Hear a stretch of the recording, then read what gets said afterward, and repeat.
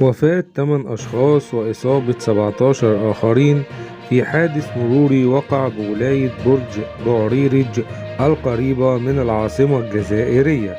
وحسب مصادر إعلامية فإن الحادث نجم عنه انجراف حافلة لنقل المسافرين اصطدمت الحافلة بالحاجز الحديدي الفولاذي الذي يفصل الطريق السريع، ما أدى إلى وفاة 8 أشخاص وإصابة 17 آخرين، حالة بعضهم وصفت بالخطيرة. وأظهرت صور وفيديوهات متداولة عبر وسائل التواصل الاجتماعي تعرض حافلة الركاب لأضرار كبيرة نتيجة الحادث، برجاء الدعاء للمصابين بالشفاء العاجل والرحمة للمتوفين يا رب العالمين.